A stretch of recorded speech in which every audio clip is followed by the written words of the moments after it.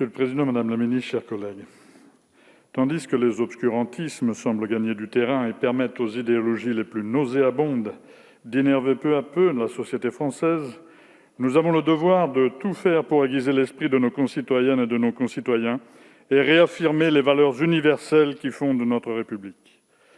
Nous ne pourrons atteindre cet objectif sans une politique culturelle ambitieuse qui favorise la diversité artistique en soutenant les créateurs et qui permette la plus large diffusion des œuvres possibles.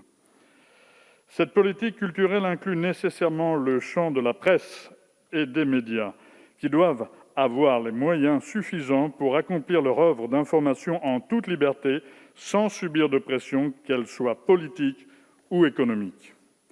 L'augmentation des aides à la presse prévue dans le programme 180 est salutaire dans le contexte actuel, mais elle ne saurait compenser les baisses successives observées depuis le PLF 2018. Ces aides sont insuffisantes pour permettre un véritable pluralisme. Elles n'empêcheront pas l'érosion du nombre de quotidiens payants et gratuits, ni celle des magazines hebdomadaires d'information politique et générale. Au-delà de la question des montants alloués, c'est notre système d'aide à la presse qui montre ses limites. Car ces fonds subventionnent sans contrepartie quelques grands groupes et banques qui possèdent aujourd'hui la plupart des titres de presse. Il faut repenser les aides à la presse pour permettre le maintien et la création de titres indépendants et garantir la liberté des rédactions vis-à-vis des financeurs. Ces aides devront s'accompagner de mesures en faveur du pluralisme et contre la concentration des médias. Par ailleurs, les crédits alloués au Centre national du livre restent constants. Or, nous savons le rôle primordial que le CNL remplit en faveur de la création littéraire et de la diffusion des œuvres auprès du public. Il permet aux artistes-auteurs de s'affranchir du modèle économique de la rentabilité et de proposer des contenus originaux. Cette action en faveur de la création littéraire doit être mieux soutenue. Enfin, si nous sommes pour l'élargissement des horaires d'ouverture des bibliothèques qui favorisent l'accès aux livres, nous n'acceptons pas qu'il soit réalisé au détriment des bibliothécaires qui sont de plus en plus fréquemment sollicités pour travailler le soir et le week-end. En ce qui concerne le secteur audiovisuel public, vous nous proposez de poursuivre la cure d'austérité que vous avez lancée il y a 2 ans avec une baisse générale de 2,63 % en tenant compte de l'inflation. L'année dernière, c'était 3,36 % en moins et l'année précédente, 2,56 % en moins. Les conséquences pour France Télévisions sont particulièrement préoccupantes, car à la baisse des crédits proposés s'ajoute une prévision de perte de chiffre d'affaires publicitaire de 55,1 millions d'euros par rapport aux prévisions initiales et d'importants surcoûts liés à la crise sanitaire. De nombreux emplois sont menacés.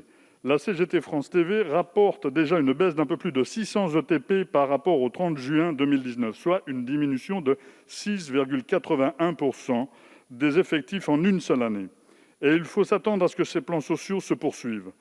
Enfin, les choix budgétaires proposés par ce gouvernement paraissent en totale contradiction avec les orientations stratégiques présentées dans le projet annuel de performance. En effet, comment faire de France TV une référence en matière de fiabilité, de pédagogie et de mise en perspective des événements sans, par exemple, lui fournir les moyens nécessaires pour financer le journalisme d'investigation, trop souvent sacrifié sous l'autel de l'immédiateté et du sensationnalisme.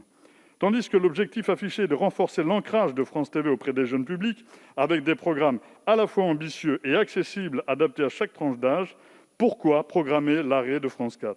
Cette chaîne réalise d'excellentes audiences auprès des jeunes, ça n'a pas de sens. Enfin, où se trouve la cohérence quand vous dites vouloir tripler le volume horaire consacré aux programmes régionaux à horizon 2022, afin de favoriser la représentation des territoires et la proximité, de favoriser la parité et l'inclusion, mais que finalement, vous mettez fin à la diffusion des programmes de France Ô début septembre. Nous, députés de la France insoumise, considérons que le texte proposé ne répond absolument pas aux défis à relever et manque clairement d'ambition. Nous voterons donc contre.